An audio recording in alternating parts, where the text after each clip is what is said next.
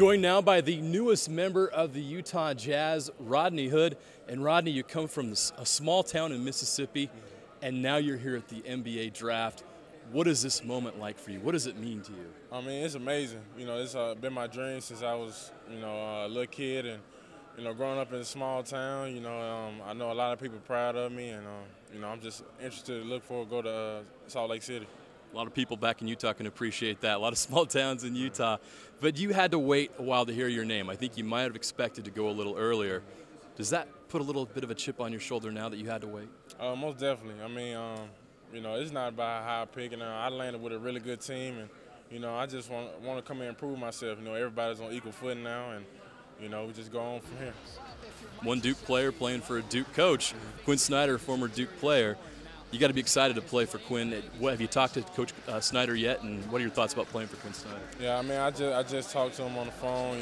He's real excited. I'm real excited to play for him, and I can come in and try to contribute right away, and it's going to be an exciting time, playing for him.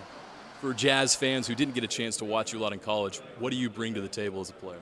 I'm just a scorer, a guy that can shoot the ball, and a guy who's underrated defensively, and a guy who's going to work hard every single day to try to be the best player he can be. As you look at the Jazz roster, guys like Trey Burke, Dante Exum, Gordon Hayward, Derek Favors, how do you see yourself fitting in the mix and contributing with your new teammates? I mean, I see myself getting playing time and helping the team right away. I'm gonna get in the gym and get as strong as I can, get in the best shape I can, so I come in and contribute. Tell us a little bit about you. You mentioned you're from Mississippi. What is it about you that's driven you and motivated you as an athlete to be great? I mean, just being from Mississippi, you have a chip on your shoulder. I always feel like I'm, a afterthought, and tonight is another, example of that. But I gotta keep pushing, and it made me who I am, made me tough. So we gotta keep pushing. You played for a great coach in Coach K at Duke. What are some of the most important things you learned in your year at Duke? I learned how to be patient. On my year off, I set out and.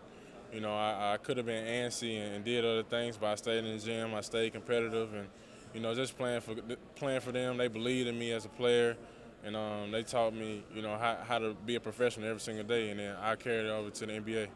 When I say Utah Jazz, what do you think of? Man, I think of Utah, great fans. I always hear about their fans, and just a great city to play in, and I think about a team that's up and coming, a team that could be really good, and I think, I could be a really good addition to the team. Very young team, but does it excite you to be a part of a youth movement there, a team that's trying to establish itself in this league? Oh, most definitely. going to that team and, up and coming team was right there on the verge and got a lot of talent, and I think I add to that, and we can make a playoff push this year.